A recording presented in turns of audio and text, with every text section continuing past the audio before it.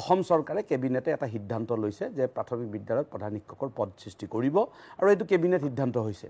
প্ৰথম সিদ্ধান্তটোত এটা বিভ্ৰান্তি আছিল এইটো সিদ্ধান্তটো আছিল এনেকুৱা যে 150 জন ছাত্ৰ ছাত্ৰী থাকিলেহে তাত প্ৰধান শিক্ষক দিয়া হ'ব বুলি প্ৰথমতে কেবিনেটে সিদ্ধান্ত লৈছিল আৰু এইটো ঘোষণা কৰিছিল এনেকে যে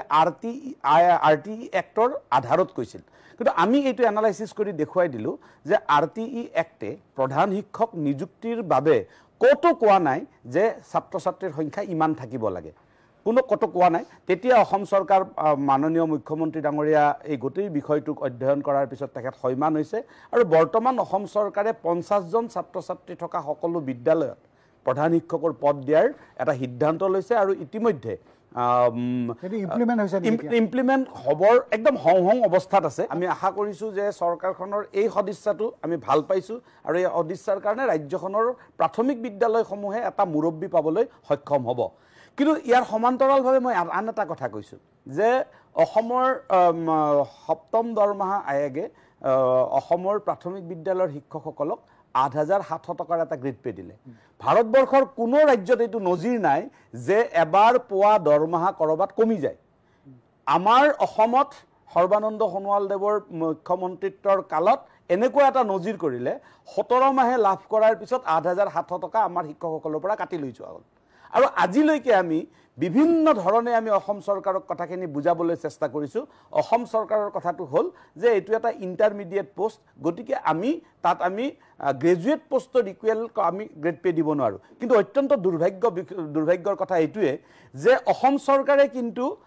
একেটা সময়তে 2012 চনৰ পৰা প্ৰাথমিক বিদ্যালয়ত যেতিয়া শিক্ষক নিযুক্তি দিয়ে হয় হায়াৰ সেকেন্ডাৰী 50% অৰ গ্ৰেজুৱেট বুলি কৈ নিযুক্তি দি আছে অৰ্থাৎ এপইন্টমেন্টৰ সময়ত গ্ৰেজুৱেট টিচাৰ লৈ আছে কিন্তু পইচাটো দিবৰ সময়ত গ্ৰেজুৱেট টিচাৰৰ পইচাটো নিদিয়ে একে সময়তে কিন্তু উচ্চ প্ৰাথমিক বিদ্যালয়সমূহৰ পদসমূহ আজিৰ তাৰিখলৈকে অসম চৰকাৰৰ 2005 চনৰ নটিফিকেশন অনুসৰি আজিৰ তাৰিখলৈকে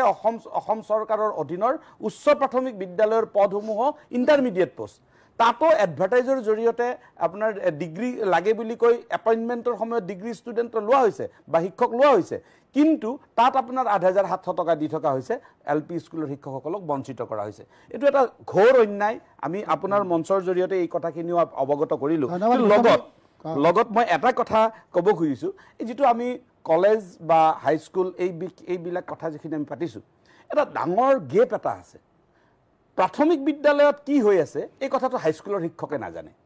হাই স্কুলত কি হৈ আছে এই কথাটো কলেজৰ শিক্ষকে নাজানে কলেজত কি হৈ আছে বিশ্ববিদ্যালয়ৰ শিক্ষকসকলে নাজানে আৰু এই নজনাৰ কথাটোৰ কাৰণ এইটোৱে যে সম্পৰ্ক ৰক্ষা কৰিব নোখোজে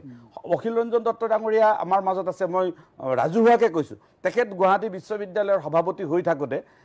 মোৰ নিজে কাম কৰা বিদ্যালয়খনলৈকে তেখেতসকলৰ এটা টিম গৈ এলপি স্কুলৰ সমস্যা বুজিবলৈ চেষ্টা কৰিছিল কিন্তু সেই প্ৰচেছটো কিয় বন্ধ কৰিলে মই নাজানো মই ভাবো যে এইটো এটা অত্যন্ত গুৰুত্বপূৰ্ণ প্ৰশ্ন এটা কোঅৰ্ডিনেশন লাগে গুণোৎসৱৰ দিনাখন অফিচাৰ হৈ হলে গোৱাটোৱে স্কুলখনৰ লগত সম্পৰ্ক নুবুজায় গতিকে আমি ভাবো এই সম্পৰ্কটো ৰক্ষা কৰাৰ কাৰণেও আমি সকলোৱে চেষ্টা